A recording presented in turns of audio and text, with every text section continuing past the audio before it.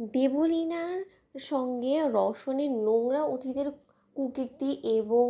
রওশনের সঙ্গে ঘনিষ্ঠতার সমস্ত ছবি দিয়ে এবার দেবলীনাকে জব্দ করার জন্য দেবলীনাকে ব্ল্যাকমেল করার পরিকল্পনা করলো আয়ুষ মিল এবং কুসুম মিলে। হ্যাঁ বন্ধুরা, ভিডিওতে লাইক দিয়ে দিতে থাকুন। যে মুহূর্তে কিনা আয়ুষ বলতে থাকে যে দেবলীনার কিছু ফ্রেন্ডসদেরকে আমি খুব ভালো করে চিনি এবং তারা, আমি নিশ্চিত যে দেবলীনার এগেনস্টে সেই সমস্ত রওশনের সঙ্গে সকল ঘনিষ্ঠ মুহূর্তের ছবি তাদের কাছে আছে এবং তাদেরকে যদি কোনো মতে কায়দা করে আমি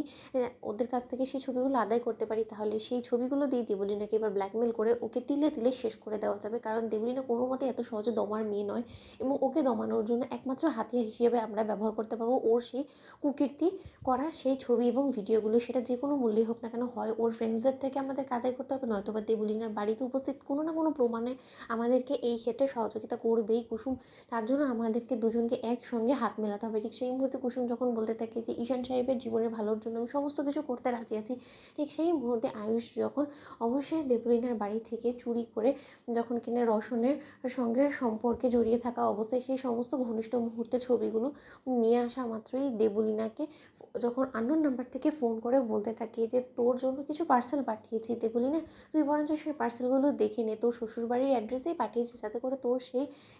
পার্সেলটা রিসিভ করতে সুবিধে হয় এবং তার পরবর্তীতে আরও কিছু সারপ্রাইজ তোর জন্য ওয়েট করছে, সেই সমস্ত কিছুর জন্য তুই নিজেকে প্রস্তুত কর। অন্যদিকে দেবলীনা যখন বলতে থাকে যে কী ব্যাপার, আপনি কে বলুন তো, আমাকে অন্য নাম্বার থেকে ফোন করে এরকম কথা বলছেন এবং আপনার থেকে পাঠানো পার্সেলই বা আমি কেন রিসিভ করতে যাবো, বলুন তো কে আপনি, বলুন আপনি আপনার পরিচয় গোপন করছেন কেন, বলুন না। ঠিক সেই মুহূর্তে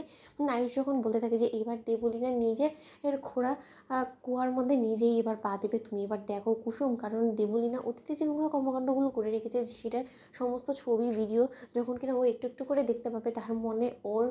মনের মধ্যে একটা ভয় কাজ করা শুরু করে দেবে যে এই সমস্ত কিছু কোথা থেকে বেরোলো এবং এই সমস্ত কিছু যখন একবার অন্য কারো হাতে চলে এসেছে, তার মানে যে কোনো সময় সেই ব্যক্তি এসে ওর গোটা প্ল্যানটা চপাট করে দিতে পারে এবং সর্বক্ষণ ও একটা আতঙ্কে থাকবে। সেই আতঙ্কের সুযোগটাকে কাজে লাগিয়ে দেবলীনা যখন কোনো একটা ভুল করবে,